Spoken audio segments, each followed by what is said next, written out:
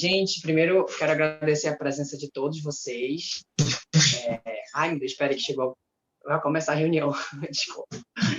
Enfim, quero agradecer a presença de todos vocês aqui, dizer que hoje é o primeiro dia, né, do nosso webinário, Arte Pandêmica. Obrigado, Dani, pelo convite, por ter aceitado o nosso convite, né, a Ju também, por ter aceitado fazer esse trabalho com a gente. E esse projeto foi contemplado no edital Conexões Culturais de 2020 pela Lei Aldir Blanc. E, enfim, né, são 3 dias de evento que a gente vai fazer, uma série de ações da revista Arte Documenta. Começa hoje, tem amanhã, quarta. Tem também a nova edição da revista, que ainda vai sair esse mês.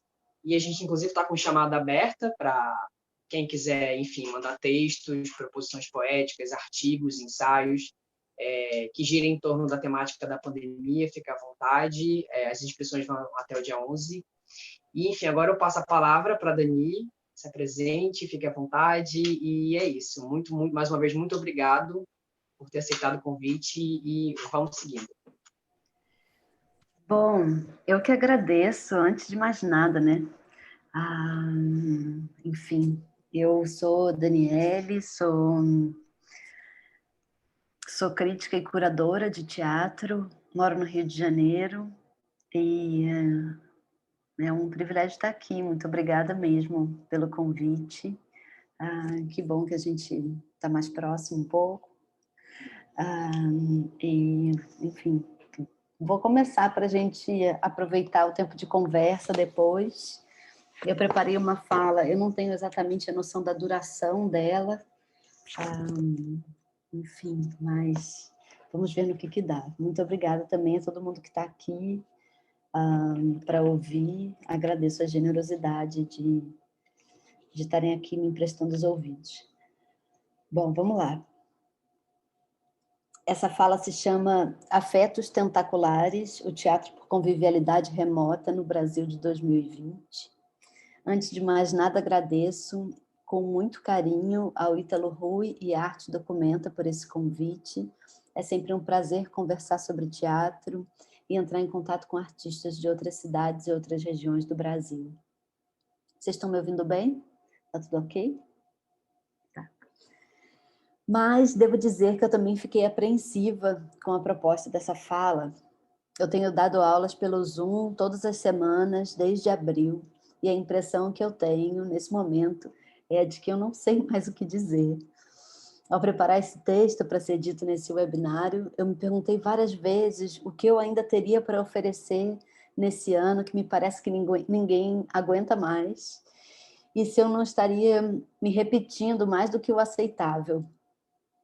Pensei em fazer uma apresentação mais acadêmica, recolhendo referências, trazendo falas de pessoas importantes e que têm facilidade para se expressar sobre coisas difíceis. Mas eu acho que eu sou cada vez menos essa pessoa.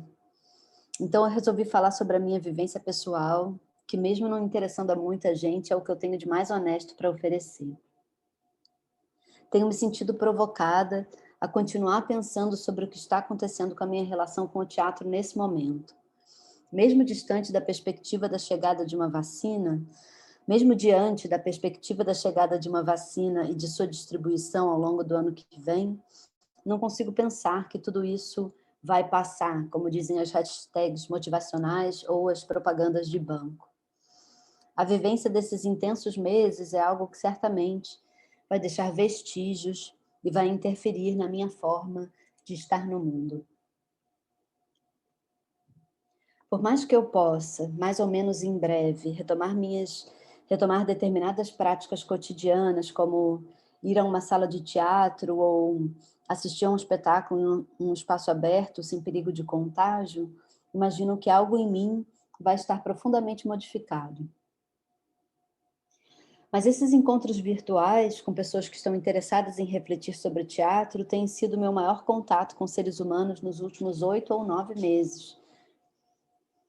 A vontade de falar e escutar sobre esse assunto, o teatro, tem se mostrado uma força, uma espécie de força magnética que tem me aproximado de pessoas, muitas delas que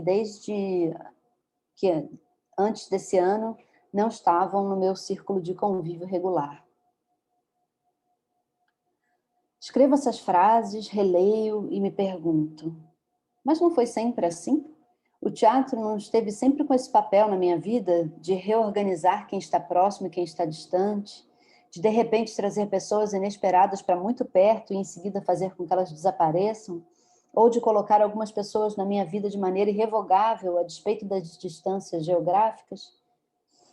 O que esse acontecimento brutal, a pandemia da Covid-19, me fez ver e pensar diferente nas práticas do teatro. E como práticas do teatro, penso tanto na criação quanto na crítica, mas também na minha condição de espectadora. No início de 2020, ano que eu já comecei muito cansada, antes de viajar para um festival que se aguentou com perdas até o último dia 15 de março, até que entendêssemos que o que estava se passando no mundo era de fato uma pandemia, sem prever as implicações que isso teria, eu só repetia para mim mesma que eu queria parar de viajar tanto, que eu queria poder ficar sozinha em casa, sem precisar ver tantas peças toda semana, dormir na minha própria cama, comer a comida que eu mesma faço. Agora, já não vejo a hora de viajar, de correr de um teatro para outro num festival, de falar que eu estou indo para casa quando o que me espera é um quarto de hotel. Lembro que uma vez eu falei, meio brincando, anos atrás, que eu podia morar nos festivais de teatro. Tendo uma base em um lugar qualquer, eu não seria infeliz viajando o mundo de festival em festival para ver peças de teatro de diferentes países, escutar o que tem a dizer as pessoas que pensam sobre teatro, ver como as plateias se comportam. Acho que eu poderia me sentir em casa nesse contexto de deslocamento constante. Será? Então eu pensei que eu podia falar com vocês que vieram aqui hoje sobre essa dinâmica entre casa e mundo, que agora parece estar tão em evidência para quem pode, para quem tem o privilégio de optar por se proteger do contágio da melhor forma possível, que é ficando em casa. Porque essa tensão entre casa e mundo é constitutiva da minha relação com o teatro. E acho que faz sentido dizer que a tensão entre o que é conhecido, familiar, habitual e o que é estrangeiro, heterodoxo, disruptivo é uma dinâmica constante das práticas do teatro e das práticas artísticas em geral. Meu repertório de peças é um repertório de festival. Não é o repertório do Rio de Janeiro, da cidade onde eu vivo. Não é um repertório casa, é um repertório mundo, ainda que esse mundo também seja restrito. Se eu for pensar sobre as peças que serviram de base para a minha experiência de escrita da crítica e de formulação teórica sobre o teatro, vejo que foi só nos primeiros anos de atividade que me dediquei a escrever sobre peças da cidade onde eu vivo. Depois, os compromissos profissionais me levaram a outras paragens e eu tenho escrito mais sobre peças que não são necessariamente do Rio, nem mesmo do Brasil. E isso é curioso porque, no primeiro curso que eu dei esse ano, o curso Crítica de Artista, Crítica de Arquivo, realizado virtualmente pela Central Elétrica do Grupo Circulando, de Portugal, eu me vi falando para um artista que a atividade da crítica é necessariamente local. No contexto do curso, esse artista estava falando sobre o problema de que os críticos da capital do estado não escreviam sobre as peças da cidade dele. E eu respondi a isso dizendo que não vai aparecer nenhum crítico de fora para salvar a falta de reflexão crítica sobre teatro em determinada cidade ou região, que é a comunidade artística local que precisa inventar seus espaços de reflexão e formar seus críticos, entre suas próprias crias. Porque no dia a dia, as pessoas que se dedicam à crítica, e a maioria aqui sequer é remunerada por isso, só consegue assistir ao que está ali na esquina, ao que elas conseguem alcançar com as suas próprias pernas. Depois daquela aula, eu fiquei pensando que isso já não estava valendo tanto para mim, desde muito antes da pandemia. E que talvez eu devesse voltar a escrever mais sobre as peças da cidade onde eu vivo. Aliás, já pensei isso várias vezes, mas no final das contas eu não consigo colocar isso em prática. Desde os primeiros anos da questão de crítica, a revista que eu criei em 2008 junto com colegas da graduação em Teoria do Teatro, na Unirio, que eu cursava na época, tenho a impressão de que a revista é bem mais valorizada em outras cidades do que aqui. E que o meu trabalho individualmente também tem mais reconhecimento em outros lugares do que no Rio de Janeiro. Já tem bastante tempo que o meu sustento não vem daqui. E isso não se dá apenas por conta da ausência de políticas públicas para a cultura na cidade. Às vezes, quando eu penso sobre isso, lembro dos ditos populares. Santo de casa não faz milagre. ninguém é profeta em sua terra. E penso sobre a ideia de pertencimento a uma comunidade teatral, me perguntando se isso é um valor, se isso é uma coisa sobre a qual outras pessoas de teatro se dedicam a pensar. Mas o caso é que com a pandemia e o impedimento do convívio presencial e a subsequente articulação de ações online, eu me sinto como se eu tivesse sido parcialmente subtraída ao meu território geográfico, como se eu estivesse suspensa. Embora ele esteja sempre marcado na minha forma de ver as coisas, na noção de cidade que eu aprendi na prática, no meu imaginário de paisagem. Mas esse território perdeu materialidade. E eu me pergunto se isso é reversível, se eu um dia volto para o Rio de Janeiro sem nunca ter saído daqui.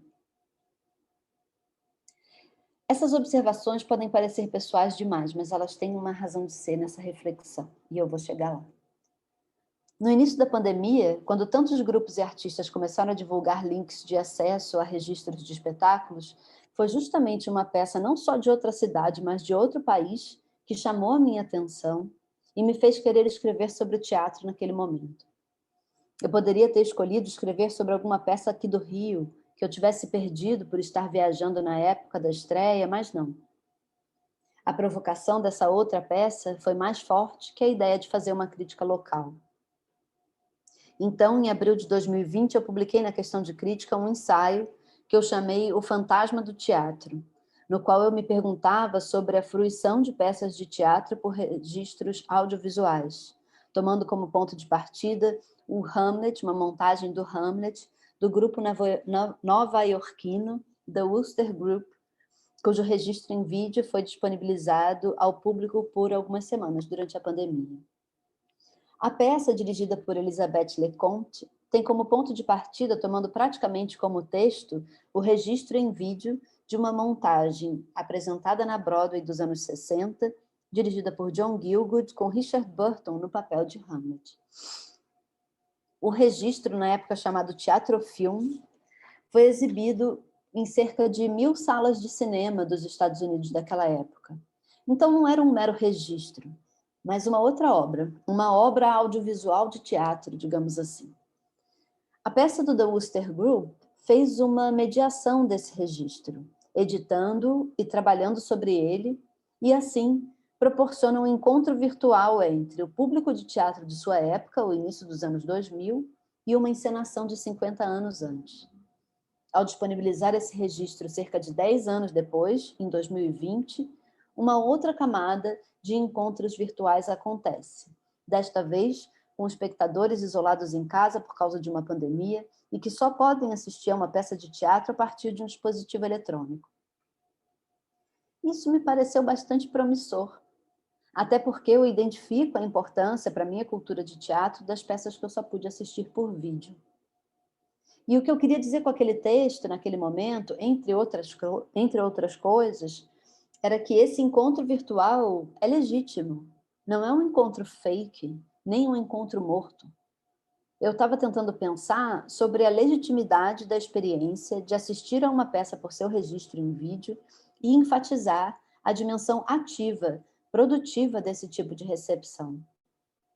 E entendendo que eu me sinto como tendo sido público daquela peça, mesmo tendo visto só por vídeo. Que os tentáculos daquela obra se encontraram com os meus tentáculos de espectadora, em algum lugar virtual, um lugar possível, a despeito do desencontro no tempo e no espaço. Um desencontro entrelaçado pelos afetos, trocados em um plano paralelo. Eu me sinto em casa na linguagem daquela peça. Naquele momento, as redes sociais tornaram visível uma polarização entre artistas de teatro. Primeiro, muitas pessoas esbravejando que teatro filmado não é teatro, e logo depois, com vários artistas fazendo teatro online, pelo Zoom, pelo YouTube ou pelo Instagram, ou outros dispositivos, a polarização ficou ainda mais acirrada, com acusações que procuravam deslegitimar o teatro digital, ou pelo menos lançar uma desconfiança sobre ele. Ouvi algumas vezes em conversas online pessoas dizendo coisas como devemos tomar cuidado com o teatro online.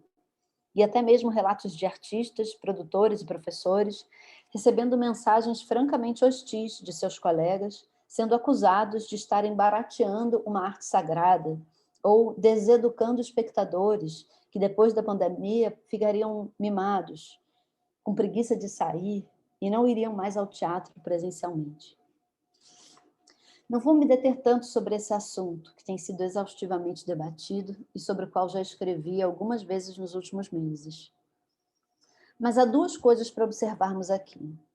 Uma delas é o esforço que uma parte da própria classe de artistas de teatro, e não de críticos conservadores, se dedicou a fazer para deslegitimar uma experimentação de linguagem. A outra é a crença em uma ideia de teatro como um ser que tem uma essência, e não como uma prática que está no mundo e que se adapta, que se atualiza com as práticas do mundo em que vivem os artistas e os espectadores. Então, aquela peça que pouco anos atrás, mas já em outro momento histórico, dialogava com o teatro filmado, me pareceu bem interessante para começar um debate um pouco mais aprofundado e generoso sobre a recepção destes arquivos e sobre a relação intersubjetiva entre espectadores e obras, independentemente dos seus suportes e das coincidências de tempo e espaço. Isso tudo pode parecer muito evidente. É óbvio que nos interessamos por obras de arte por conta da relação que estabelecemos com elas, não por causa da sua localidade. Mas, entre tantos debates sobre atitudes anticoloniais, eu pensei naquele momento: eu vou escrever sobre uma peça dos Estados Unidos? Sobre um grupo que não sabe da minha existência, não vai ler meu texto, que foi publicado em português? Não vai me devolver a possibilidade de interlocução? Esse esforço que eu estou fazendo não vai fazer nenhuma diferença para eles. E, como pouca gente viu essa peça, que nem tinha legenda em português, eu vou provavelmente ficar no vácuo. Foi justamente assim, errando francamente, lançando uma provocação no ar, sem endereçamento, que começou a minha atividade crítica nessa fase de transição do mundo em que vivemos. E olhando para trás, vejo esse momento como um recomeço da minha atividade crítica. Assim como a possibilidade de usar a internet para publicar críticas de teatro me pareceu algo auspicioso lá entre 2006 e 2008, a possibilidade, forçada a ficar visível pela necessidade, de investir em práticas de teatro pela internet e de escrever mais assumidamente sobre peças assistidas à distância, me parece algo auspicioso agora em 2020, no meio desse caos de más notícias. A diferença é que lá atrás, em 2008, eu tinha o projeto de me endereçar ao Rio de Janeiro, à cidade do Rio de Janeiro, de movimentar o debate público sobre o teatro aqui, de fomentar o campo criativo com discussões críticas aqui. O meu projeto de crítica tinha sido despertado como um movimento contra o tipo de crítica que tinha muito poder aqui. E hoje, em 2020, não bastasse as transformações imprevistas de lá para cá, eu já não sei mais o que é aqui. Mas isso não significa que eu não tenha um lugar. O meu lugar talvez seja um território que se desenha no ar, com traços tentaculares. E o meu projeto de crítica se atualiza com a consciência disso. Mas vejam, eu não estou fazendo nenhuma previsão apocalíptica de uma substituição do teatro presencial pelo teatro digital. Estou falando de uma possibilidade que se abre, que já estava aberta, mas não tão evidente, para uma experimentação de linguagem e, sobretudo, para a exploração do intercâmbio à distância. Sinto muito a falta das relações presenciais todas, não tenho dúvidas. E o fato de que eu me interesse pelo teatro online não faz de mim uma inimiga do teatro presencial. Não estamos lidando com linguagens rivais. E o que me interessa nessa prática é a possibilidade de se estabelecer relações intersubjetivas à distância. Daí a imagem dos tentáculos, que aparece no título que eu dei para essa palestra, Afetos Tentaculares. Confesso que eu não refleti muito antes de mandar esse título para o Ítalo usar na divulgação. Essa palavra me veio à mente e eu aderi a ela, sem autocrítica. Só depois é que eu fui procurar em que contextos esse termo estaria sendo usado nesse momento e encontrei, passeando pelo Google, o conceito de família tentacular. A psicanalista brasileira Maria Rita se refere à estrutura da família contemporânea como família tentacular. em oposição à família nuclear moderna. Nessa configuração, os tentáculos são uma metáfora para a possibilidade de vínculo com membros familiares antes inexistentes e que aparecem com outros casamentos e outras associações amorosas, com uma abertura do núcleo familiar. Esse conceito também diz respeito a uma noção de família mais horizontal, que conta com redes de apoio e que não é calcada na imagem do casal cisgênero heterossexual que vai ficar casado para sempre como pilar da casa. A imagem de uma família tentacular se contrapõe àquela ideia de uma família enraizada para sempre em um único chão, no sentido simbólico, mas que está historicamente ligada à ideia de propriedade, uma ideia de família que predominou na sociedade burguesa ocidental entre meados do século XIX e metade do século XX, e que traz consigo muitos valores do capitalismo, do colonialismo e do patriarcado. Essa imagem da família nuclear burguesa, que é a noção de família que aparece no drama burguês europeu, e que Maria Rita Kell aponta como uma incubadora de neuroses, apesar de ser uma imagem vendida como ideal de felicidade em propaganda de margarina, pode ser representada graficamente na forma de uma árvore. É possível desenhar, num esquema bidimensional, a árvore genealógica de uma família, por exemplo. Nossos antepassados são as nossas raízes. Não vou me aprofundar nesse assunto. A ideia aqui é só fazer uma aproximação com essa metáfora dos tentáculos, para que a gente possa pensar sobre as práticas do teatro por convivialidade remota. Uma árvore tem necessariamente uma raiz na terra. As raízes se espalham no subterrâneo e os galhos se espalham no ar, mas a árvore permanece onde ela está enraizada e se alimenta daquele chão.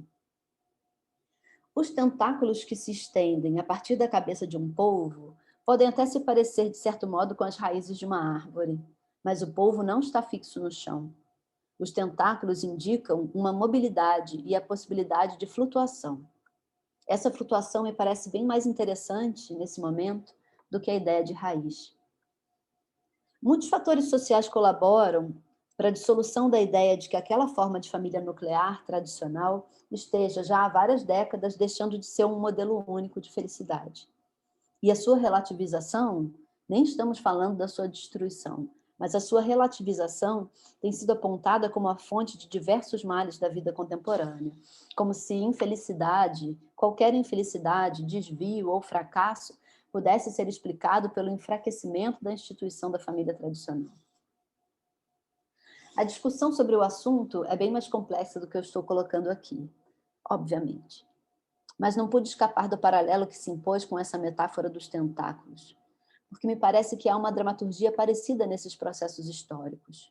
A defesa de uma prática específica, característica de um tempo histórico, como se esta fosse universal e eterna, como se fosse a verdade divina encarnada em um ser imutável, que é a materialização pura de uma essência inquestionável. A família é uma prática que se inventa, se desconstrói, se reinventa de acordo com as relações possíveis dadas pelo mundo. O teatro também é uma prática que se inventa, se desconstrói, se reinventa de acordo com as técnicas e as ideias do mundo em que está inserido. A noção de família foi se expandindo com, entre outros fatores, o advento dos métodos anticoncepcionais à disposição das mulheres. O teatro, que um dia foi transformado pela luz elétrica, por exemplo, também vai se expandindo com diferentes possibilidades de estratégias de convívio. Às vezes eu penso que o debate crítico sobre o teatro no Ocidente teria se beneficiado muito se Michel Foucault tivesse escrito uma história do teatro, que alguém tivesse feito uma investigação obstinadamente minuciosa para provar que nada nessa arte sempre foi assim. Provavelmente, nem mesmo a ideia de convívio presencial sobreviveria a esse exame. Afinal, o que nos faz pensar que o que acontecia no teatro grego de Ésquilo, por exemplo, seria uma experiência parecida com o que se passava nas plateias do teatro medieval, por exemplo? As formas de estar junto no mesmo espaço ao mesmo tempo diante de um acontecimento teatral sempre foram experimentadas da mesma maneira? Será? Podemos supor essa continuidade toda? A família tentacular não é a aniquilação definitiva da família nuclear tradicional, mas um outro paradigma. como tantos existentes na história da humanidade e em diferentes partes do planeta. O teatro, feito por convivialidade remota, não é o fim do teatro como o conhecíamos antes, mas uma alternativa de linguagem, que, aliás, pode até colaborar para o sucesso e a valorização do teatro feito presencialmente, com artistas e espectadores no mesmo espaço e ao mesmo tempo. Não só por evidenciar a falta, por despertar saudade daquela experiência, o que certamente também o faz, mas ele pode servir, por exemplo, para ampliação dos nossos repertórios como artistas e dos repertórios do público. Mas o que dizer sobre essa ideia de afetos tentaculares no teatro? Seriam os nossos pares no teatro uma espécie de família tentacular? E agora, a partir dessas experiências virtuais de 2020, não é uma coisa interessante pensar que podemos ter parceiros de criação apesar das distâncias geográficas? Companhias e grupos tentaculares de teatro? Assistindo a peças de teatro online, e especialmente estando em situações de discussão crítica pelo Zoom, ficou evidente desde o primeiro momento a possibilidade de reunir pessoas de diferentes cidades e países. A divulgação de ações pelas redes também possibilitou isso, que as pessoas ficassem sabendo da existência de cursos e peças realizados em outras cidades por pessoas que não estavam necessariamente nos seus círculos mais próximos de contato. Até aí, nada demais, né? Isso já está assimilado, talvez já esteja até sendo considerado banal. Mas a questão para mim é justamente que isso não tem nada de banal. Porque eu me sinto próxima das pessoas com quem eu tenho estado apenas nos encontros realizados pela internet de uma maneira que me surpreende toda semana. Sinto que nesses encontros, em que cada um está suspenso de algum modo dos seus territórios geográficos, forma-se um lugar, um espaço tramado não pelos dados cibernéticos de uma sala virtual, mas pela intencionalidade de quem participa. Um espaço tramado de desejo de interlocução. Um espaço encantado, em que as presenças se impõem na contramão de uma suposta falta de materialidade. Isso acontece na recepção das peças, tanto quanto nas aulas e demais encontros de discussão. Havendo conexão, estar presente é uma decisão. Estar junto, uma performatividade. Acho que estou há meses frequentando heterotopias, muito mais do que antes da pandemia. Se entendemos que não é o corpo biológico que determina o gênero com o qual nos identificamos, seria possível desconfiar um pouco mais das certezas que determinamos sobre as ideias que fazemos das noções de presença desse corpo físico? Nenhuma prática está dada, nenhuma relação está garantida, a gente só tem o que a gente faz acontecer. A prática da crítica também pode ter muito a ver com isso. Quando eu publiquei aquele artigo em abril, não foram os artistas da peça em questão que me responderam, mas eu não fiquei no vácuo. Foram outros artistas que leram e se sentiram endereçados. No final das contas, não importa se falamos a mesma língua nem se andamos pelos mesmos círculos. A interlocução na crítica nem sempre é possível com os artistas que são o seu objeto. A interlocução é quase sempre com outros leitores ativos, com outras pessoas que também estão atentas às questões que mobilizam quem escreve.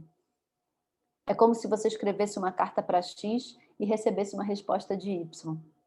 A Ana Cristina César dizia que quando você escreve uma carta, você quer mobilizar alguém. No caso, o seu interlocutor, aquela pessoa para a qual a carta está endereçada. Na crítica, de certo modo, também. Acho que quando eu escrevo sobre teatro, eu estou sempre querendo mobilizar alguém. A diferença é que, nesse caso, eu não sei quem vai se sentir mobilizado, quem vai se sentir endereçado. Mas os textos têm os seus tentáculos. O que eu acho que o ano de 2020 trouxe para o meu pensamento sobre teatro é o aprofundamento de algumas ideias, coisas que, na verdade, eu já sabia, como, por exemplo, que as interlocuções não estão dadas pela proximidade geográfica, que estar desterritorializada não é estar no limbo, e que é preciso trabalhar sobre as distâncias, inventando canais de conexão que não estão dados a priori e que não podem ser vistos a olho nu. Depois desses intermináveis meses diante do computador, fico vendo que as coisas do teatro são como árvores polvo. Elas flutuam por aí, fazendo conexões imprevistas, mas elas também dão frutos, que ficam suspensos no ar, à disposição dos tentáculos de quem se dedica aos deslocamentos. Acho que é isso. Obrigada. Obrigada pelo espaço, pela provocação. Palmas. Olha, fomos até 17h40 certinho. Exatamente. Dani, a gente agora abre esse momento. Eu estou vendo aqui as mensagens Gente, eu estou aqui olhando para cá, mas é porque eu estou no notebook e a câmera, entendeu? Muitas coisas. A gente abre agora, podem desativar os seus áudios, se quiserem, e a gente abre esse espaço para a gente conversar com a Danina, enfim, um pouco sobre o que ela disse. E aí, eu queria começar. Uma coisa que você falou, até anotei aqui, qual é o lugar do espectador no teatro? Não sei se você falou exatamente isso, mas eu anotei assim. Qual é o lugar do espectador no teatro de 2020? Porque, enfim, eu vou falar um pouco da minha experiência aqui em Manaus, né? A gente tem ainda muita dificuldade isso assim, antes de considerar 2020, estou falando até 2019, a gente ainda tinha muita dificuldade de trazer as pessoas para o teatro, né? Por vários fatores, né? Isso é uma questão histórica brasileira e tudo mais. E aqui em Manaus, é muito difícil a gente conseguir lotar uma sala de teatro, por exemplo. Muito difícil. Muito raro isso acontecer. Geralmente isso acontece ou na estreia do espetáculo e no final. E no meio, que a temporada um vazio, assim. E aí, com a chegada, né, da pandemia e tudo mais, e a gente tendo que trabalhar aparentemente, criou-se uma expectativa de que agora a gente conseguiria fazer com que as pessoas chegassem, né, até os nossos trabalhos, porque não seria mais preciso sair de casa. Né? Porque aqui em Manaus também tem uma questão de, enfim, a mobilidade urbana é bem caótica, então para você sair de um ponto, o centro da cidade, é onde acontece a produção teatral, a produção cultural, assim, artística da cidade, né? Os outros bairros quase não recebem essas atividades. Então, tudo no centro acontece quando a gente fala de cultura, quando a gente fala de arte e tudo mais. Então, com a chegada da pandemia e com a nossa migração desse espaço do teatro físico para cá, aparentemente a gente entendeu que, não, vamos conseguir alcançar um público, né, que não vai precisar sair de casa, então é só ver. Só que não, assim, ainda assim a gente tem dificuldade. E eu fico pensando qual é o lugar desse espectador, sabe? Nesse teatro de 2020, assim, como é que a gente consegue furar essa bolha?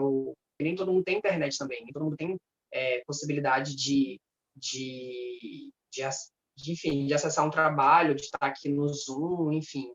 Mas eu fico pensando como é que, assim, você, Dani, como é que você vê, como é que você tem percebido a participação do público nesses eventos que agora se dão de forma mediada, né, pelas redes sociais, enfim. Sim. Eu acho que acho que a pandemia agravou todos os problemas, né? Então, o que é um problema, né, no teatro, que é não sei, a pouca cultura que se tem, né, no Brasil inteiro, claro que é diferente de cidade para cidade, mas no Brasil inteiro tem, né, é pouca cultura de frequentar o teatro, né? Na verdade, é pouca cultura de frequentar cinemas e tal, enfim. Isso em cidades que têm cinema, né? Mesmo assim, em cidades que não têm salas de teatro, tem teatro sendo feito nessas cidades, e ainda assim, não necessariamente se tem, nem sendo teatro mais feito na rua, por exemplo, né? Isso não necessariamente faz com que as pessoas tenham a cultura de ir ao teatro e tal. Isso é óbvio que fica aparecendo mais, né? Fica aparecendo mais o quanto as pessoas não sabem nem do que se trata, assim. Fica aparecendo mais também a dificuldade de acesso, porque a gente, né, se a gente for pensar nas cidades, né, no centro das cidades e tal, a gente sabe que as pessoas têm dificuldade de locomoção, porque tem uma precariedade de transporte público, uma precariedade de segurança pública, né? E aí, só nesse sentido, a ideia de ver alguma coisa pela internet pode ser mais fácil, digamos assim.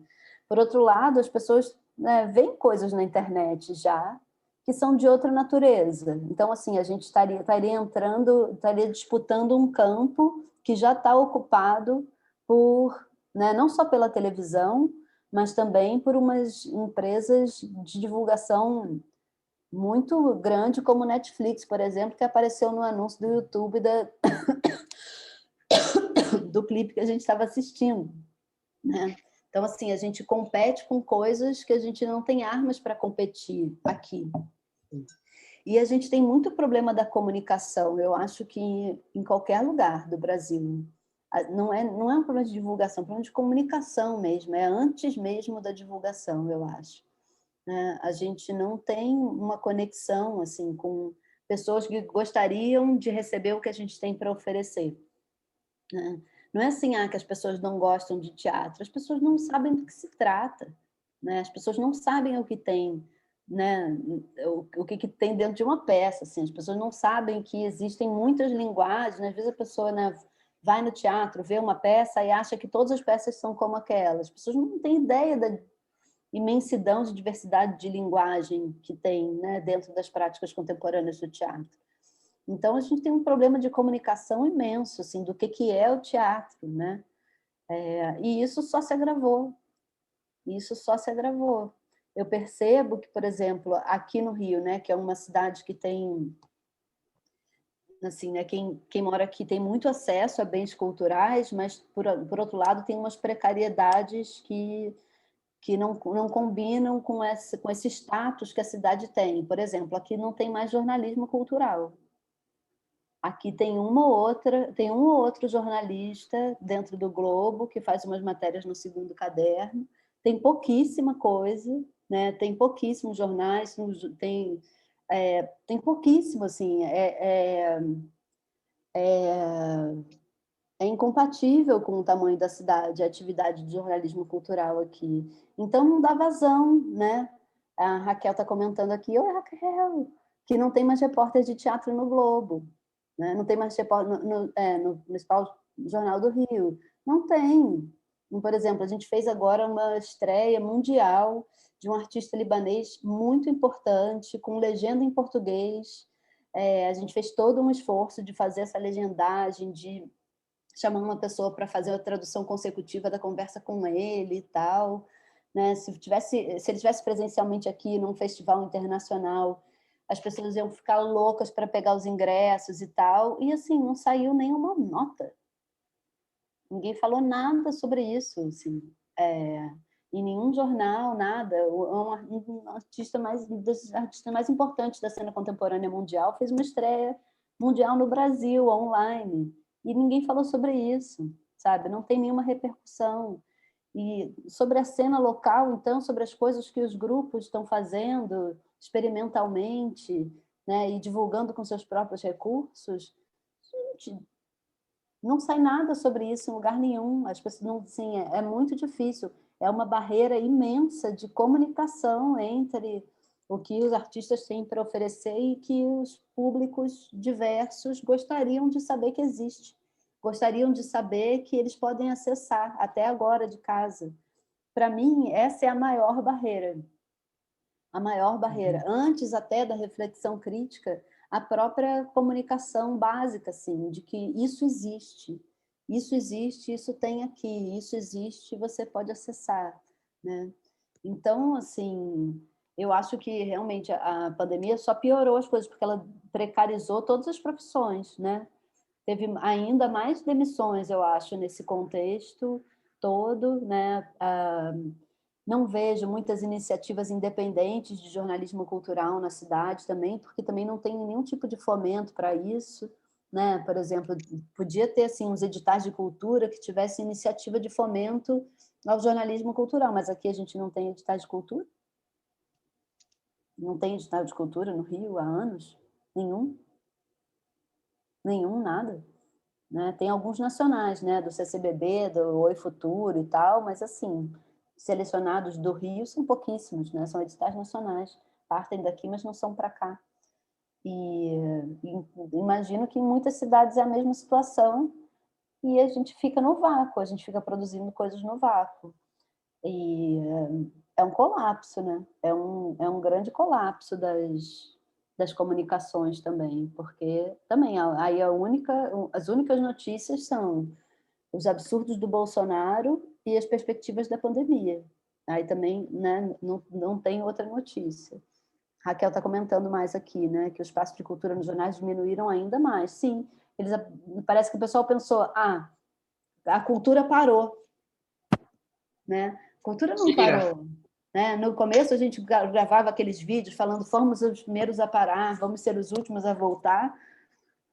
A gente começou a ouvir isso e não bateu, e geral começou a inventar formas de trabalhar, de dar um jeito. Não, está acontecendo muita coisa, né, Dani? Uma hora de que o jornalismo cultural pulsante era para estar discutindo novas ideias, novos modelos, tudo, né? E não, diminuiu. É muito diminuiu. triste. E muita coisa de graça também, né? Muita coisa de graça, muita Exatamente, coisa diversa, as pessoas não ficam sabendo. As pessoas não ficam sabendo. Eu acho que esse é o nosso maior problema, assim, maior problema. Às vezes eu fico nos debates, assim, as pessoas, porque o teatro perdeu a conexão com o público. Gente, o teatro não perdeu a conexão com o público, no sentido, assim, de que os artistas estão fazendo umas coisas muito herméticas. E não é isso. Não é isso, não é isso. É fundamental o jornalismo cultural. É fundamental, assim. E é uma coisa que foi destruída, né? Que está sendo cada vez mais destruída. Exatamente. Você tem mais alguma coisa para complementar? Tem várias coisas, né? Mas Não, tem isso também da própria classe artística, né? De uma boa parte da classe artística, em vez de ter ou ficado quieta, né? Fazendo a Rapunzel, na sua torre de marfim, ou ter incentivado quem estava fazendo, muita gente resolveu deslegitimar. Né? Então, assim, nossa, nem tipo aquela com a sua própria família te sacaneando no Natal, Exato. né? Eu senti um pouco disso no PAN, assim, quando a gente pensa, mas é teatro, não é virtual e não sei o quê. A gente está aqui tentando fazer, vamos lá, junto, né? Botar isso para frente, mostrar para as pessoas que tem muita coisa acontecendo e aí tem esse lugar também.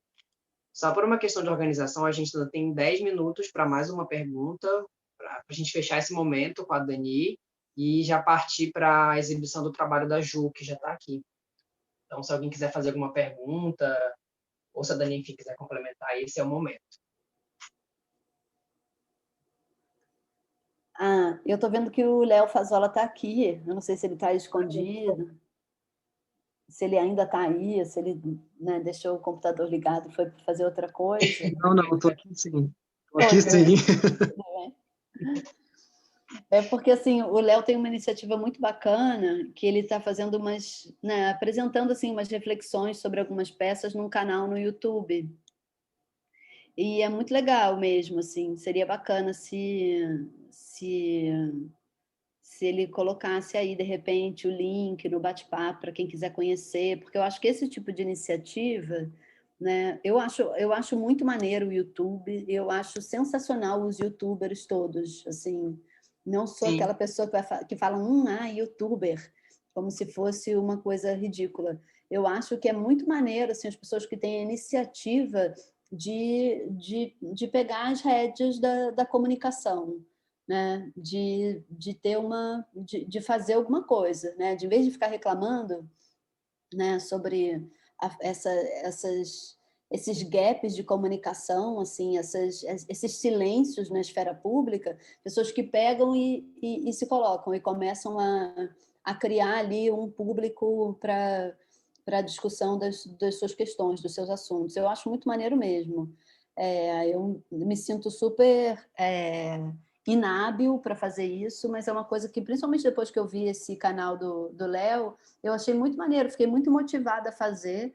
Né? Eu sou uma senhora, quase, eu tenho 44 anos, acabei de saber que eu estou na menopausa, e me sinto muito despreparada para encarar uma empreitada dessa. Mas tenho pensado assim, como enfrentar esse desafio, porque eu acho que é muito importante. Eu acho que é alguma saída, sabe? Que assim, assim como a coisa da crítica, que ninguém vai chegar e resolver, essa coisa do jornalismo cultural, né, que é para além da crítica. A crítica não é só do jornalismo, né? Tem a crítica jornalística tem a crítica feita pelos próprios artistas, tem a crítica, né, da pesquisa acadêmica, mas o jornalismo cultural é anterior ao problema da crítica, assim, assim, é até muito mais importante nesse sentido de fazer o teatro existir na esfera pública, né? Do teatro ser um assunto na esfera pública, porque o teatro é uma coisa do mundo, não é um nicho, uma coisa especializada, né? O teatro discute as questões do mundo, né? Movimenta as ideias que estão em movimento no momento presente. Então, é muito importante. O teatro é uma coisa muito importante para a sociedade, né?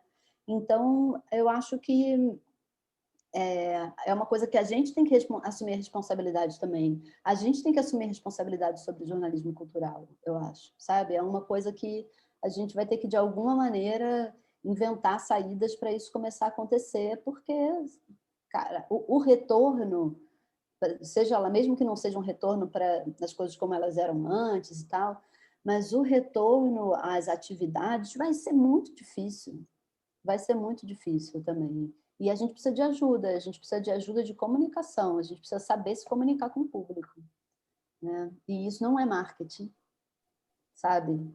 Não é marketing. Não Deixa eu é. falar uma coisinha sobre isso, Dani. Sim. Então, porque na verdade foram acontecendo, né? Teve aquele edital da CCE, e eu sou da região da Baixada, não é região periférica aqui, e é uma região que é conhecida sobretudo por, assim, aqui parece o teatro, né, que é validado, é o teatro do centro da Zona Sul. Então, a gente já vem discutindo há algum tempo, até junto com a Rede Baixada em Cena, né, que é um coletivo de teatro das cidades da região, crítica, e que a gente deveria, de alguma forma, ausência de crítica na região, principalmente, né, porque, assim, para os espetáculos dos grupos locais receberem críticas, eles, na verdade, têm que migrar para o centro, porque os críticos não vão vir aqui na periferia. Então, foi uma série de ações que a gente foi pensando sobre isso. E aí, quando, na verdade, tudo ele foi acontecendo, assim, não foi uma coisa que eu pensei, nossa, que bacana fazer isso, isso foi acontecendo de acordo com as circunstâncias, né? Quando houve o edital da CISEC, eram dados projetos para vídeo, projetos para o YouTube. E aí eu pensei nessa coisa de aproveitar o edital para comentar alguns espetáculos de grupos da região e escrevi o projeto de fazer vídeos comentando espetáculos de 5 espetáculos feitos, produzidos na região. E foi isso. E aí, ao mesmo tempo, eu sou um consumidor de YouTube. Eu sigo canais de cinema, eu sigo canais de várias coisas, e eu parei para procurar canais de teatro no YouTube. Eu sigo vários canais sobre várias coisas e eu não encontro nenhum canal de teatro no YouTube. E isso é muito louco, né? Porque eu sigo canal de cultura LGBT, eu sigo canal sobre cultura pop, eu sigo canal sobre cinema, e teatro não tem. E até foi isso que me fez pensar em depois de continuar. Assim, a princípio eu produzi os 5 vídeos do projeto, uma galera falou que eu deveria continuar. E aproveitando que estamos numa pandemia, estamos assistindo coisas online, estamos com um tempo que, de certa forma, na vida comum eu não consigo ter, eu acabei seguindo em frente. Mas, assim, é muito louco pensar como o teatro não assumiu essa plataforma também, né? Isso é algo que eu tenho pensado muito, porque que tem tantos canais de cinema, tem tantos canais de cultura pop como um todo, tem canais de drags, tem canais, sabe? Eu sou inscrito em diversos canais que eu acompanho semanalmente os programas, e eu não encontrei até hoje, assim, também não vou ser taxativo de falar que não existe, que eu estou inventando a roda, óbvio que não, mas eu não encontrei nenhum canal para isso, para discutir peças de teatro. E é algo que eu até me pergunto por que nós não temos. Sim. Mas é muito difícil. Eu também não, assim, um canal que eu sigo que é de teatro é o Estudos de Teatro Negro, do pessoal lá da UFBA, que é um canal excelente, mas eles não falam sobre espetáculos diretamente, assim. É uma conversa com artistas, aí os artistas falam dos seus espetáculos, né? Mas não é assim, alguém falando sobre uma peça. Mas é um canal que tem, e é muito recente também, né? Mas tem umas conversas interessantíssimas sobre teatro, é um dos que eu acho mais interessantes, e um dos poucos que é sobre teatro especificamente, né? E aí a gente vê, né, algumas, né, sei lá, as coisas dos grupos, né, que agora também estão se agilizando para colocar coisas na internet. Tem muita coisa em língua inglesa, tem uns canais assim bem dedicados a conversas sobre teatro, mas, né, daquelas instituições enfim, muitos que principalmente começaram a se dedicar a isso durante a pandemia. Tem umas conversas interessantíssimas online, mas tudo em inglês. E realmente, assim, é um espaço que a gente precisa ocupar. A gente precisa ocupar. E nesse sentido, Léo, sua iniciativa, por mais que ela tenha assim vindo e acontecendo, acho que coisas mais maneiras que acontecem nas nossas vidas geralmente são assim, né? Quando a gente vê, a gente está fazendo um negócio que a gente não imaginava, que, né, caiu uma coisa, caiu uma ficha aqui, uma ficha ali, outra ficha ali. Quando a gente viu, a gente estava fazendo. E é muito maneiro, assim, é muito importante. E é um espaço a ocupar mesmo. Acho que é uma iniciativa muito maneira e precisamos muito falar sobre isso, sobre jornalismo cultural no Brasil, porque é uma parceria que a gente perdeu, né? E que não pode perder.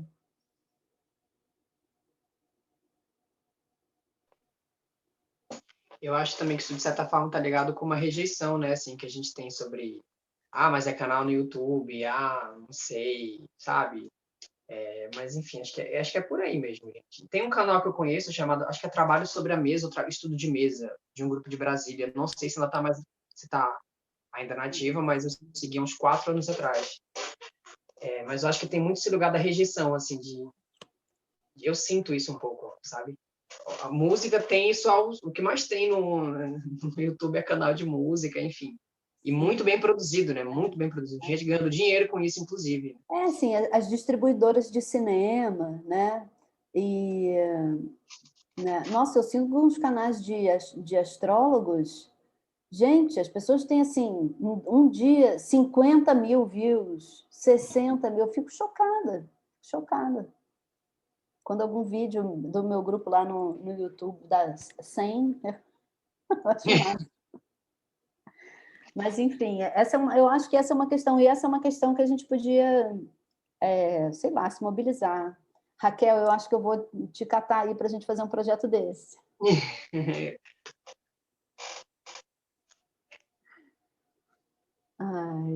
Mas aí, que bom, Léo. Dani, não, pode catar, vamos combinar.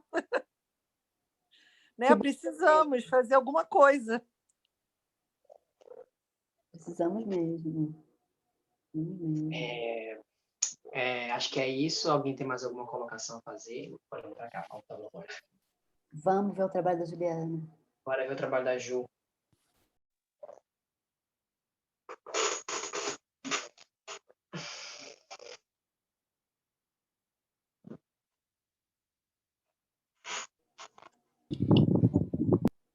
Olá, voltando. Como é que volta? Parabéns. Como é que volta? Eu passo a palavra para Ju agora. Ju, teu microfone está mutado, tá? Oi. Pode se apresentar e passo para você a palavra. Ai, tá legal. Oi, a luz. Essa luz me deixa mais pálida do que eu já sou. Gente, boa noite. Então, me chamo Juliana Tavares. Quero muito agradecer, primeiramente, a toda a produção e da Arte Documenta, do webinário. Estou muito feliz. Agradecer ao Ítalo pelo convite. O Ítalo é uma pessoa muito especial, assim, que a gente foi da mesma turma do mestrado aqui em Fortaleza. Então, a gente se conheceu, assim, dentro da universidade. E eu fico muito feliz, assim, de ver os seus projetos, conhecer também mais pessoas que estão envolvidas, né? Então, fiquei muito feliz pelo convite. E é isso, vou começar a falar um pouco desse trabalho, né? Muito feliz também de ouvir a Daniele, né? Estava acompanhando a tua fala e eu não quis falar nada ainda, porque eu acho que talvez a gente converse algumas coisas que tem muito a ver com esse trabalho, né? Eu me identifiquei muito na tua fala, quando tu traz essa relação da formação de público, né? Do que é fazer teatro hoje, nesse contexto que a gente está vivendo. Então, acho que muitas coisas falam muito para mim a partir desse trabalho que eu desenvolvi. E, assim, também a partir do que tu falou, né? Acho que tem muito a ver com o processo, né? Do estar em nós. Que o que acontece, né? Nesse período de pandemia, né? Eu me encontrei muito na situação, assim como vários artistas, numa situação bem complicada, que é viver, né? Trabalhar, é tipo viver de arte, né? Como a gente diz por aí, né? Então a pandemia veio como um susto. Eu estou falando muito no contexto também de Fortaleza, né? Que é de onde eu estou agora. Mas, enfim, isso foi uma coisa muito geral também, desse susto que a gente tomou, né? E aí esse trabalho, na verdade, ele é o que eu chamo de um híbrido entre dois outros trabalhos, né? Que é o Estar Só, que foi um trabalho mais voltado para audiovisual também, mas tem essa mesma pegada. E o outro trabalho que eu fiz pelo SESC, que foi uma performance. Gente, eu nem sei, eu falo performance, falo audiovisual, mas eu também nem sei definir mais, assim, o que é cada coisa, sabe? Só vou dando nome, assim, mas eu nem sei mais. E aí teve esse outro trabalho, que foi pelo SESC, que era o Contra História da Arte, Mulheres e o Poder da Escrita, que aí já era uma leitura de algumas autores, que foi esse trabalho que o Ítalo assistiu e veio falar comigo e tal, empolgado, assim. E aí quando teve esses dois trabalhos, né, eu apresentei esse ano, e aí resolvi criar um outro trabalho, né, um outro nome, mas a partir desses dois que eu já tinha desenvolvido, né.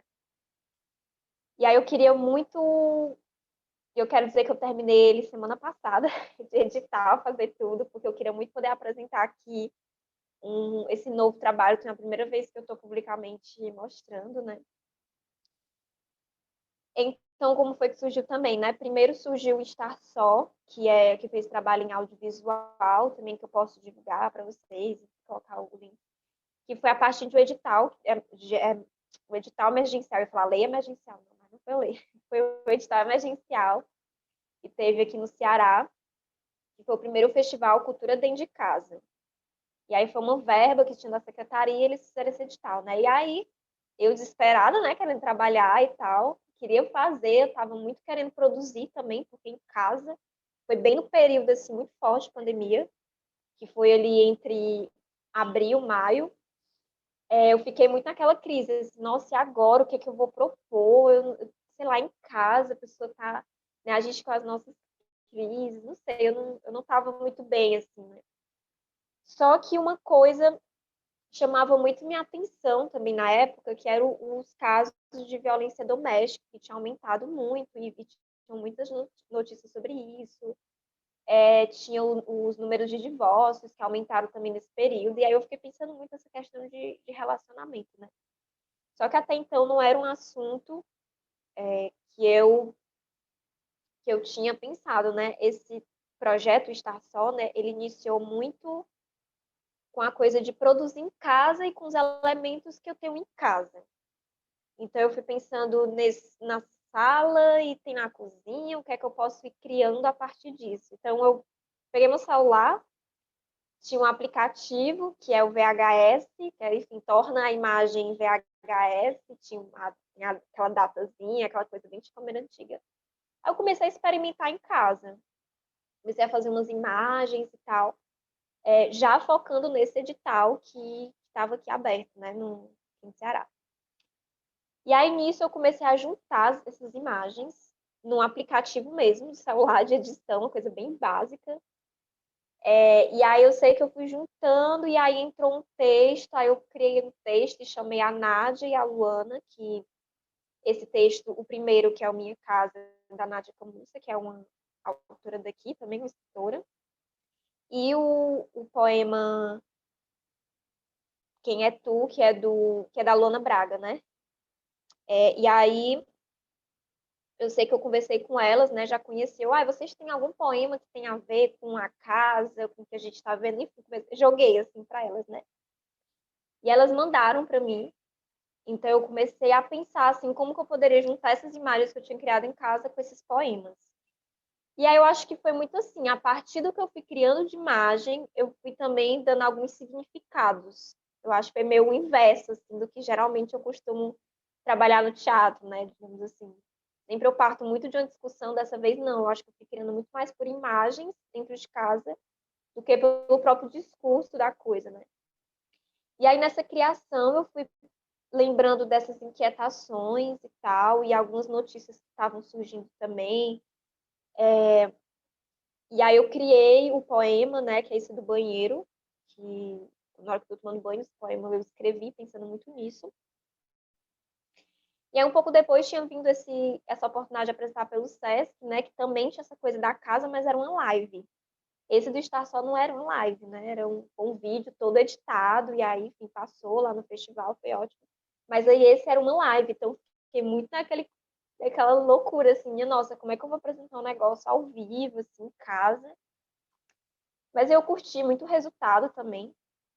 Então, eu meio que já tinha deixado de lado, assim, esses 2 projetos, ok, aconteceram. E aí, recentemente, também, o Ítalo veio, né, aí foi aprovado e tal o projeto para apresentar, e eu me empolguei também, eu, tipo, eu acho que eu posso retornar aquele trabalho, mas eu queria trazer outras coisas, porque, digamos que essa pandemia muda a gente muito rapidamente, pelo menos eu senti isso, assim, um pouco. Então, a Juliana lá de abril, março, hoje, assim, dezembro, novembro, dezembro, já tô meio outra, assim, com alguns pensamentos, né?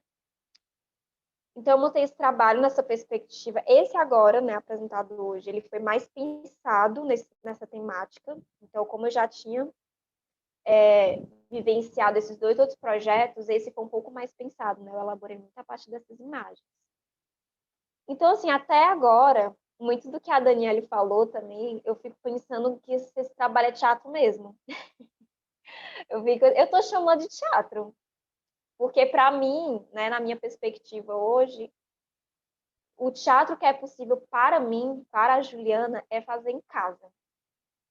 Né? Eu tenho evitado muito sair de casa durante esse período de pandemia. Então, esse é o teatro possível nesse momento, né? Apesar de, né? Apesar de eu estar desenvolvendo alguns projetos pela Lei Aldir Blanc, agora a gente na loucura, né, de executar, eu estou fazendo algumas coisas também para. Mas eu tenho gostado muito desse formato que eu tenho criado junto com essas inquietações que eu tive na pandemia. Então, eu fiz muito questão de criar algo muito voltado para o audiovisual, né? Aí eu acho que é isso. Eu estou pensando assim muito sobre essa questão de como a gente faz teatro, né? E quais são as perspectivas também. E eu gostei muito assim do que a Daniela também comentou, e que vocês, enfim, todo mundo estava comentando, participando. Mas eu tenho pensado muito na questão de formação de público. Eu já estou entrando assim, tô falando aqui, né? Não sei se tu vai perguntar alguma coisa, mas acho que pode abrir para perguntar. Eu estou entrando aqui, invadindo, porque eu queria meio que continuar também um pouco a conversa do início, né? Eu tenho pensado muito nesse lance da formação de público, porque também tenho pensado demais sobre essa questão da precarização, que eu acho que foi algo que já não estava legal e meio que só piorou com essa pandemia, né?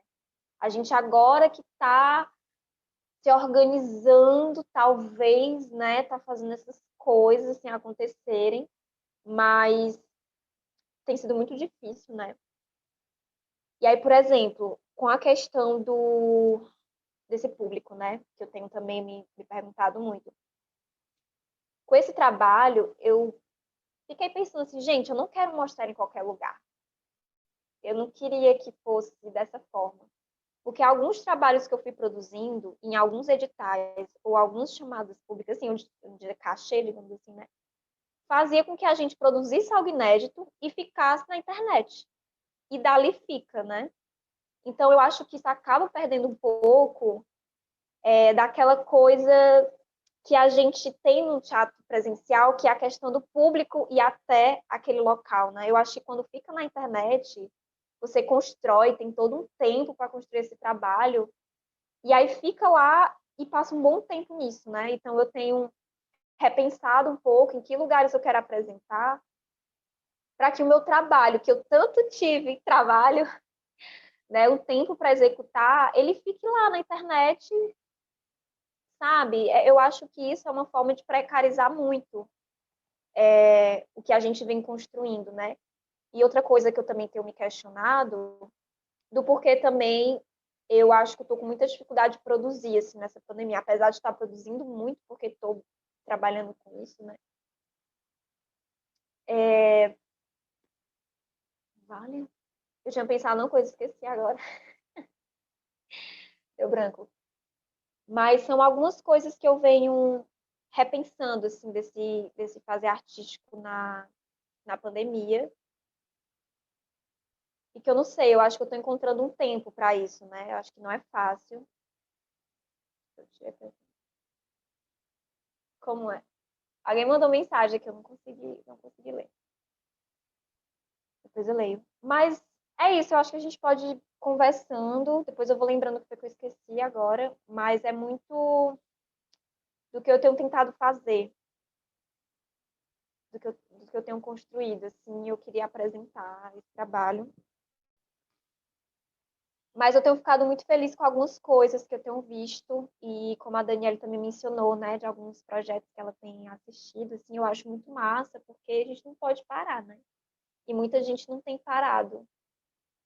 Então é muito bom ver também como que esse virtual, por exemplo, esse momento aqui da gente, né, de ter pessoas de outras cidades, tem sido um momento muito especial. Então, de alguma forma, a gente tem que encarar isso de uma forma positiva, né? Tentando na pandemia encontrar coisas positivas. E aí eu acho que é isso. Tô aqui ainda reverberando várias coisas também. Queria ter falado na fala da Daniele, né? Mas pensando. Ah, legal, que bacana poder conhecer seu trabalho. Você estava no Porto Iracema, num daqueles Tava, encontros, né? Eu me lembrei de você logo. sim, tava. Qual era o grupo ou o projeto? Só para lembrar.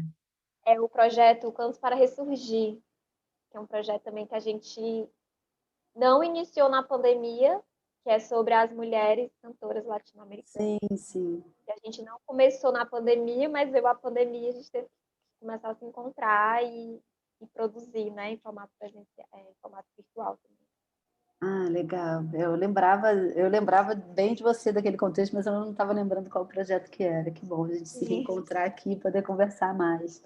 É, eu acho assim, interessante isso que você falou, porque esses dias eu tenho, enfim, tenho estudado muito um determinado artista que eu gosto bastante, já estudei em outros momentos, que é o Rabi Amroué, que é um artista libanês que se dedica muito à palestra performance. Ele teve aqui na programação da Complexo Sul, que é um projeto que eu estou realizando agora, e ele fala uma coisa que eu acho bem interessante, que ele diz que os projetos dele, nem todos, né, mas que ele, assim, que ele é uma pessoa de teatro, que a cultura dele é a cultura do teatro, e quando ele faz um projeto, às vezes mesmo que para uma galeria, e esse projeto vai ficar lá em cartaz sem ele estar lá, e foi pensado para um cubo branco, quando ele está se dirigindo aos problemas do teatro, quando ele criou aquela obra,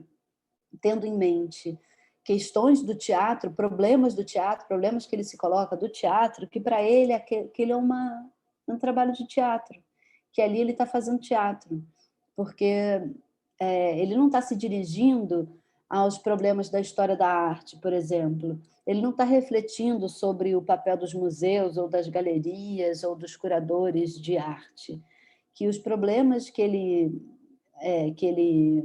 sobre os quais ele se debruça são os problemas do teatro. Então, para ele, independentemente de qual é o suporte, ele continua fazendo teatro quando ele experimenta alguma coisa em outras artes. E isso eu acho que pode ser bem interessante para a gente pensar esse momento aqui em que a gente está tendo que lidar com o audiovisual, e aí é sempre caso a caso, né? Quando a gente está falando assim sobre obras e categorias, essa relação é sempre caso a caso, né? Não tem como a gente estabelecer assim um marco. Ah, não, a partir daqui é teatro, a partir daqui deixa de ser, né? Mas eu imagino, eu acho que ele tem muita razão quando ele fala isso. Eu visualizo muito, de uma maneira muito nítida, assim, isso de que quando você parte do teatro, né? Quando o lugar de onde você veio, digamos assim, é o teatro. Os trabalhos que você faz com a cultura do teatro, com as ferramentas do teatro e tendo em mente, né, aquelas questões. E quando a gente trabalha com pesquisa de linguagem, geralmente a gente está lidando com problemas, né, com problemas do teatro, com questões que a gente coisas que a gente se pergunta, né, sobre os limites, as possibilidades da linguagem do teatro, né? Então, é muito interessante ver como cada artista vai desenvolver seu trabalho, né, no audiovisual. Eu tive a oportunidade, durante esses últimos meses, de fazer uma curadoria num festival de cinema. Achei muito doido, mas um pessoal de cinema me chamou para uma curadoria, porque eles iam fazer uma mostra temática sobre a relação dos artistas de teatro com o audiovisual. E aí a gente fez uma programação de peça online, né, uma peça no Zoom, que foi a abertura do festival. Nunca imaginei que um festival de cinema ia fazer uma abertura com uma peça de teatro e que eu ia estar nessa curadoria. Não passou pela minha cabeça que isso pudesse acontecer. Então, tinha peça de teatro, tinha filmes, né, coisas que pareciam, era um formato de filme mais, né? Você olhava e pensava, é um filme.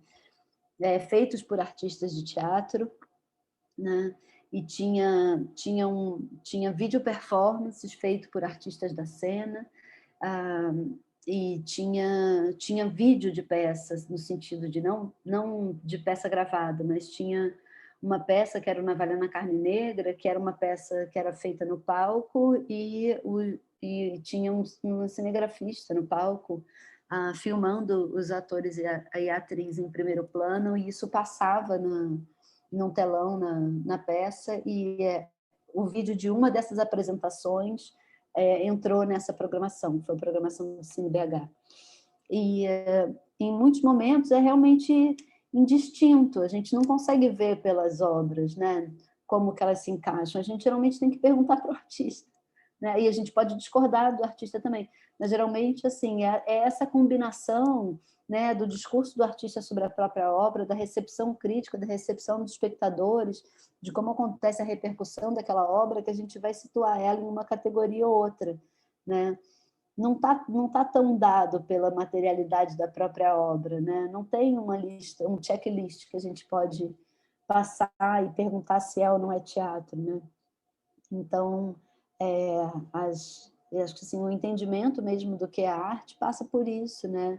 Não está tudo dado nas obras, né? Claro que cada espectador pode fazer a sua história daquela obra, né? Pode se relacionar da maneira que quiser com o que vê e é capaz de produzir sentido, né? E de produzir dissenso, mesmo sem ter nenhuma mediação.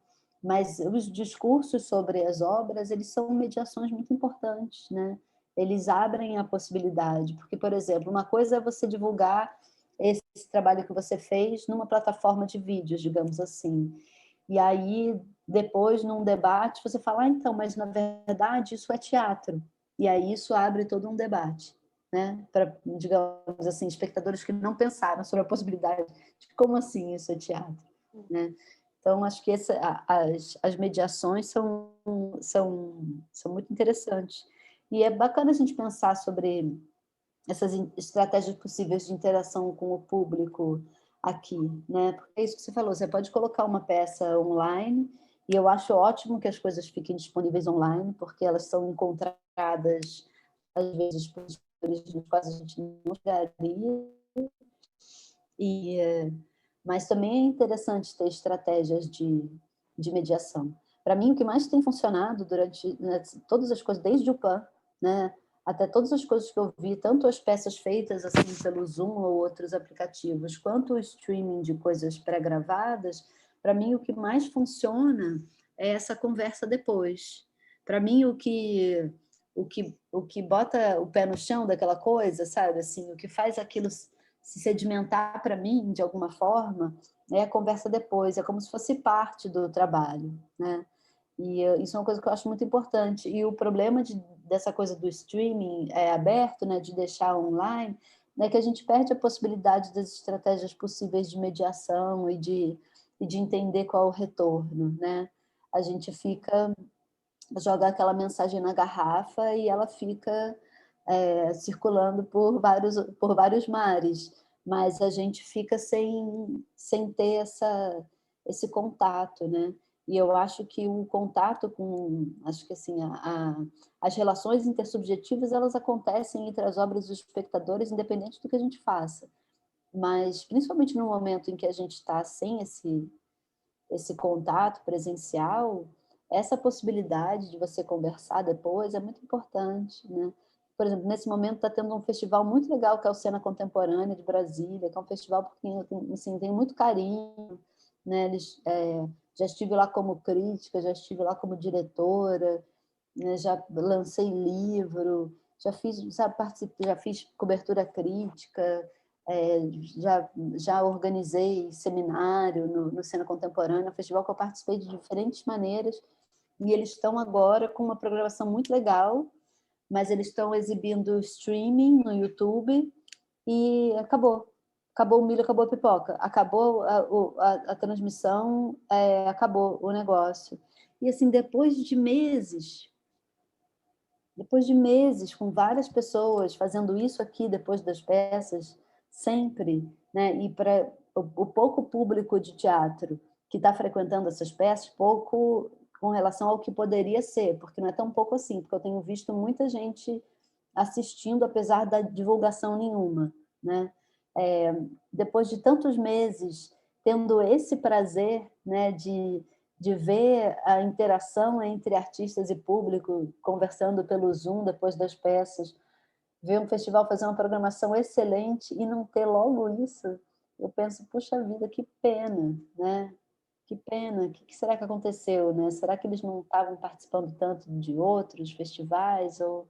Porque esse momento aqui de troca tem sido muito importante com o público.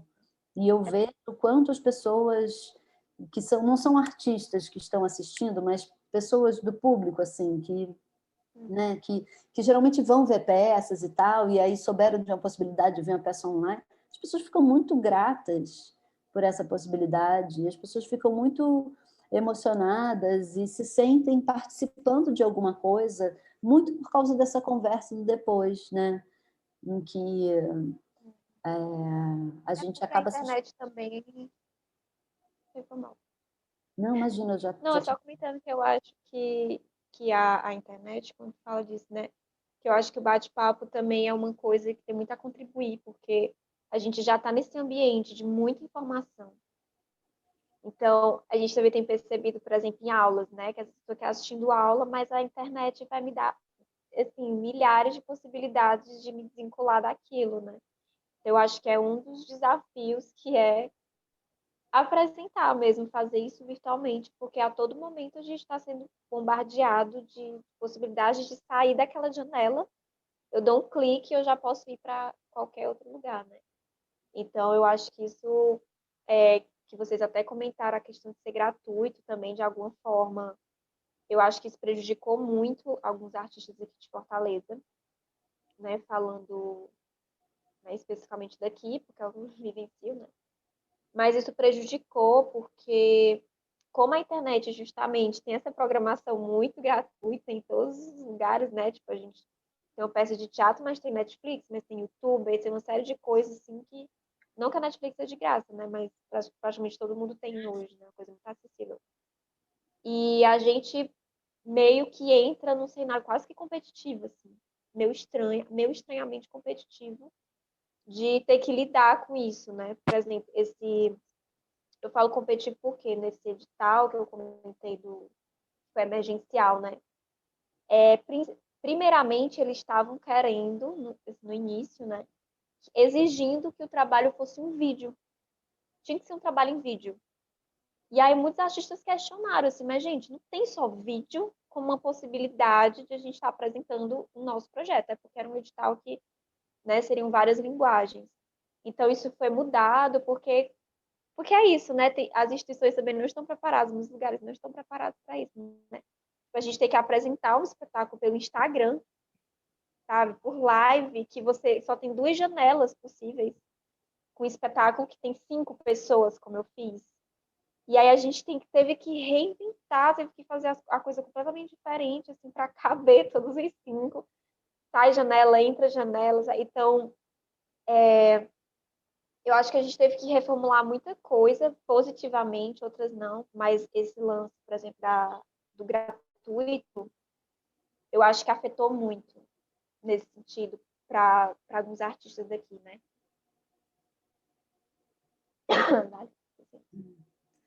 Essa coisa da gratuidade, aproveitando a sua pausa, assim, é realmente muito difícil da gente discernir, da gente saber. Por exemplo, né, o meu grupo fez aqui um trabalho em série, né, e eu tinha um ingresso a R$ 10, né, e beleza, algumas pessoas iam, pagavam e tal, né, teve algum rendimento para os atores e tal, enfim, mas não foi muita coisa. E uma outra possibilidade era que eu vi muita gente fazendo, era assim, o acesso é gratuito e depois passava um chapéu virtual. Assim. Contribuição, né? E Contribuição isso, voluntária. às vezes, rende mais do que cobrar um ingresso. Porque algumas pessoas podem pagar mais do que aqueles R$ 10 que a gente estava cobrando, por exemplo, sabe? Mas, por outro lado, isso de ser pago, você ter que entrar, você ter que se programar e tal, também traz uma outra atitude, eu acho, para o espectador, né? A pessoa entende que ela se comprometeu com aquele negócio, né? Que ela, naquele momento ali, ela vai fazer aquilo, ela já se programou, então ela não marca nada e, né, desliga o celular e vai se dedicar àquilo naquele momento que estava certo, assim. Acho que é mais possível, eu acho, da gente conseguir entrar em alguma coisa do que, tipo, de repente me mandaram um link, eu entrei no YouTube e comecei a ver um negócio.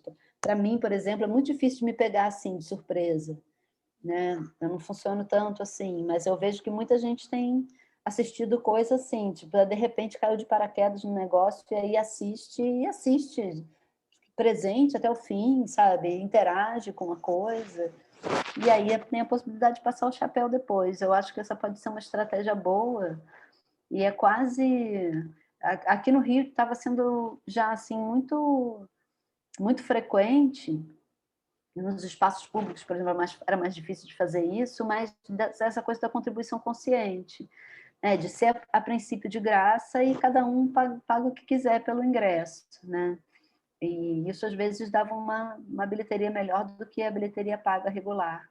Acho que isso é uma forma de fazer, talvez, de uma nova era, digamos assim. Mas realmente, eu acho que eu acho que é inteligente, eu acho que é uma coisa bem possível de se fazer. Acho que é uma coisa bem possível, porque você realmente abre a possibilidade da pessoa que não tem como pagar assistir, né? E você, ao mesmo tempo, transfere essa pergunta ética, né? Você cutuca essa responsabilidade de quem pode pagar alguma coisa, né? Isso pode ser interessante. Não, eu tinha comentado também essa questão que eu não gostaria de apresentar mais em qualquer lugar, né? E também ressaltando por que eu falei isso. Aqui em Fortaleza, em alguns lugares, começou uma coisa de pagar por uma apresentação, mas diferentemente do presencial, que é pago aquela apresentação, e acaba sendo inédito para muitas pessoas que não puderam ir, elas no outro dia, né? Aqui é uma coisa de paga uma vez o cachê e fica eternamente o trabalho na internet, sabe? Eu acho que é mais nesse sentido de um cuidado dessas próprias instituições que contratam desses equipamentos, porque recentemente eu estava conversando também com um amigo que é produtor e tal, a gente estava falando muito sobre isso, que o próprio teatro, né, estava tendo um movimento aqui de discussão sobre isso, do porquê que, como se os cachês que antes era do teatro presencial, agora não dava conta de toda uma equipe que é preciso fazer no teatro virtual, que é a contratação de pessoas do audiovisual, de videomaker, de edição, né, que não dava mais conta daquilo que a gente apresentava e o agora, né? E por que não começar a certos editais, que foi também uma outra discussão que teve aqui muito grande, que foi a diferenciação de editais do audiovisual e de editais das artes cênicas. Uma diferença gritante, né? Mas eu acho que falta mesmo uma conversa entre a gente, sabe? É uma coisa assim que acho que ainda não chegou em certas secretarias, em equipamentos, mas que a gente precisa conversar sobre isso, que a gente sabe que, enfim, não quero ficar detalhando quem foi que fez edital, quem não foi, mas nessa Audi Blanc, por exemplo, ter edital do audiovisual com valor muito alto, do tipo 100 mil para mais, para você fazer um projeto audiovisual, e do teatro máximo que você podia eram 40 mil. E aí começou uma super discussão nisso, assim, mas olha o que está exigindo da gente hoje, né? A gente precisa de um equipamento, precisa contratar outros profissionais que antes não tinha, né? A gente trabalhava de E dá um jeito de outra pagar forma. os profissionais da técnica que não são necessários, né? Nesse momento, né? Que estão completamente desassistidos. Mas é difícil Exatamente. isso de, né, uma instituição meio que comprar uma apresentação e ela ficar online, né? Por um lado, é bom porque mais gente Nesse vê, mas sentido, depois você não consegue vender aquilo de novo, né? É pois complicado. é, eu acho que essa é a grande questão, né? Porque você tem tanto tempo para poder elaborar aquilo, mas eu acho que são detalhes que é isso, é um primeiro ano, digamos assim, eu estou contando que é o primeiro, porque amanhã é ótimo, né? Próximo ano a gente vai ter, acho que um longo período ainda disso. Então tá todo mundo aprendendo, né? Artistas estão aprendendo a lidar com esses novos meios, esses espaços também de como conversar com artistas. Então eu acho que esse primeiro ano está sendo bem doido nesse sentido, né? Por isso que eu acho que tem surgido essas coisas, sabe? Meio estranhas. E precisa de uma organização, né? Porque um aceita É, uma coisa, outro aceita outra, né? Esses dias uma amiga minha perguntou, exatamente. eu estava falando sobre essa coisa de curadoria e tal, aí ela falou, a produtora tal me perguntou quanto eu cobraria para fazer um espetáculo e tal. Eu falei, como você respondeu? E ela tinha cobrado um valor assim muito baixo. Eu falei, como você faz um negócio desse? Ela falou, não, mas é porque a gente está querendo fazer. Eu falei, mas porra, e as outras pessoas que vivem né, disso, né? Como é que faz? Não pode baratear tanto a coisa dos cachês. Não claro que todo mundo quer fazer. E uma coisa é você fazer de graça até, né? Uma coisa é você participar de um evento de graça, porque ninguém vai lucrar com ele, né? E aquilo, né, tem um lugar, é uma ação que vai fazer alguma coisa, né? Que vai, enfim, estabelecer algum tipo de movimento e aí vale a pena para todas as pessoas envolvidas trabalharem de graça. Outra coisa é você aceitar um cachê super baixo e desvalorizar o seu trabalho só porque você está desesperado. E aí as instituições realmente, né, os grandes produtores e tal, não vão Eu pode tenho pagar um pouco pensado muito. porque Eu tenho pensado muito essa questão do valor, como está mencionando, assim, que tem surgido esses trabalhos. Eu também trabalho como produtora, né, aqui em Fortaleza. Então tem surgido alguns trabalhos que eu tenho repensado muito o valor nesse sentido. E uma das coisas que também vocês comentaram, a coisa do youtuber do YouTube, né? Que da importância que eu vejo hoje da gente se divulgar. E que não é uma prática não tão comum, digamos assim, mas muita gente sim, mas a gente mostrar o nosso trabalho, porque acho que ainda existe essa dificuldade de mostrar nas redes sociais, né? Mas como eu tenho percebido, pensar a coisa do criador de conteúdo, né? Como agora tem sido tão presente, cada vez mais, tipo, artistas fazendo conteúdo sobre arte, sobre teatro, e faz um vídeo, e fala sobre o seu processo. E essa coisa, assim, de certas besteirinhas, assim, de não ter meu preconceitos, de colocar na internet, né? Sendo que eu acho isso muito essencial, porque é uma forma também de conquistar o seu público, né? E eu lembro que ano passado eu comecei a publicar umas coisas, assim, mais de trabalhos como atriz e tal, e eu recebi uns comentários do tipo, é blogueirinha agora, ela tá não sei o quê, ela tá agora mostrando os trabalhos. E eu gente, super muito ficava jeca, né? tipo, e eu, minha nossa, será? Eu ficava meio assim, né? E hoje eu comecei eu vou publicar mais conteúdo e tal. E aí eu comecei a fazer mais conteúdo sobre produção, sobre arte. E eu tenho percebido que isso teve uma aceitação muito positiva, assim, da galera.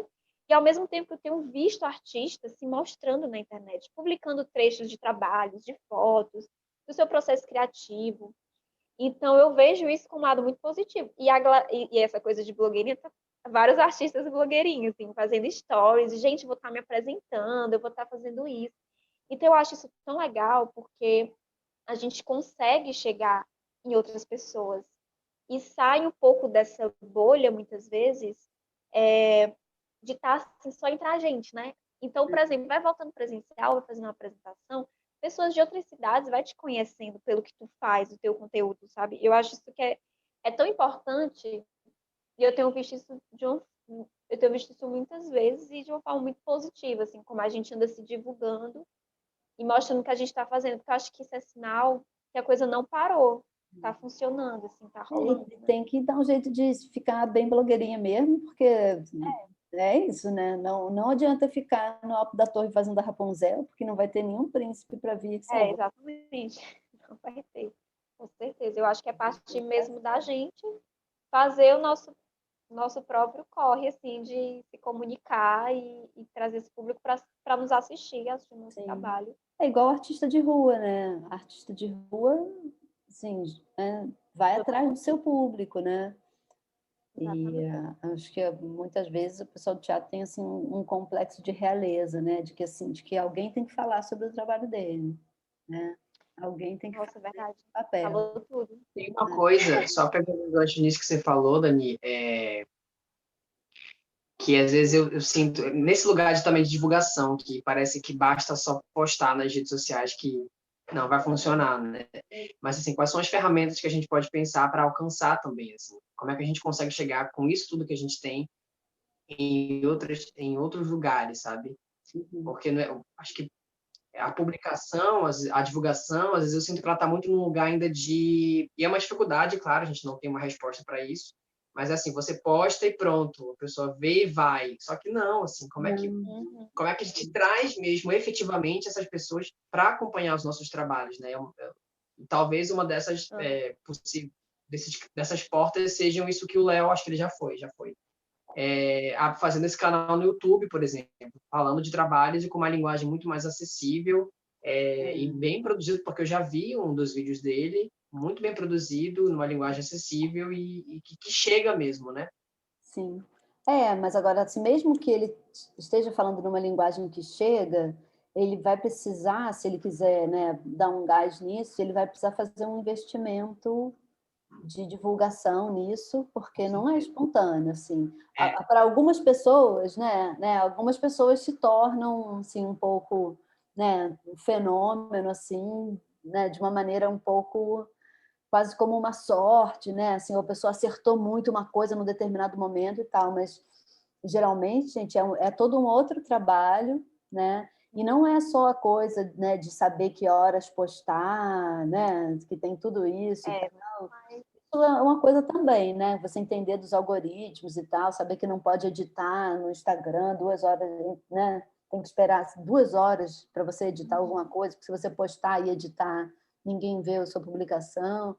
Tem essas coisas assim que o pessoal que trabalha com marketing digital sabe, mas é muito maior do que isso. E, infelizmente, igual a tudo na vida, no mundo capitalista que a gente vive, é investimento financeiro mesmo, né? Dinheiro e know-how, né? Então, você tem que ter profissionais que sabem fazer as coisas circular, e você tem que ter o dinheiro não só para pagar esse profissional, mas para pagar o tipo de marketing que precisa ter e tal. Que é uma coisa assim, né? A questão de crítica existe desde 2008. Eu nunca fiz uma ação de marketing para questão de crítica. Eu não tenho esse dinheiro. Não tenho como. Assim, eu teria que fazer um projeto para ter um dinheiro de marketing para ir chegar num público, né?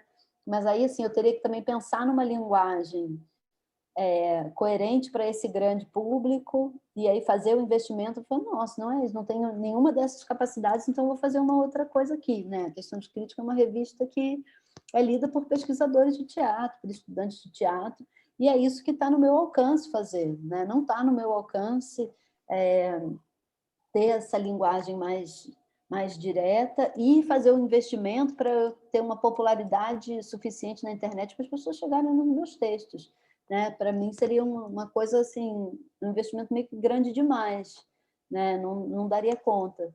Mas por outro lado, a gente precisa pensar enquanto classe, né? Eu acho assim, não, eu sozinha eu não vou fazer uma coisa assim, eu vou fazer uma coisa para, né? São projetos coletivos, essa ideia de fazer uma coisa de investimento no jornalismo cultural, de trabalhar sobre a comunicação. Essas coisas são investimentos coletivos, são projetos assim de uma comunidade teatral, de uma cidade ou de um bairro, de uma região, né? Fazer disso um projeto individual é um fardo grande a se carregar, assim, né? Mas, por exemplo, para um canal no YouTube, beleza, um canal no YouTube é outra coisa. Agora, assim, a revista que eu já faço, ela não serve muito para isso mesmo, ela serve para outra coisa, né? E isso também é importante, a coisa interna, de discussão, de pesquisa, aprofundada, vertical, isso também é muito importante, né? Não dá para, né, despir um santo para vestir o outro. Agora, essa coisa da divulgação, gente, não é uma coisa, não é trabalho de formiguinha. Não é trabalho de formiguinha, é uma coisa, é uma decisão, assim, de um investimento, Sim. acho que é de outro lugar. Total. E é uma coisa de classe, né? É uma coisa de classe, eu acho. Tipo, um movimento mesmo. Uhum. Alguém tem alguma coisa mais a pontuar? Deixa eu ver. Olha, daqui a pouco tem um debate na Complexo Sul sobre rock, documentário e política, quem se interessar. Partiu Complexo Sul. A gente vai fazer uma conversa com o Charles Gavan, baterista dos Titãs, e com o Dado Villa-Lobos, da Legião Urbana, e com a Moara, esqueci o sobrenome dela agora, que é a documentarista, e vamos fazer essa conversa aí, acho que vai ser bem bacana. É pelo Zoom também? Vai ser no nosso canal no YouTube, lá, youtube.com/complexo duplo. A gente vai transmitir lá. E amanhã tem programação, né, Rui, Ítalo, né? Viu? Tem. Amanhã tem. Acho que a gente pode caminhar para as finalizações. Vou deixar aí as últimas palavras para a Dani, para a Ju, depois a gente pode finalizar e continuar o webinar. Gente, eu só tenho a agradecer mesmo. Foi uma provocação muito boa.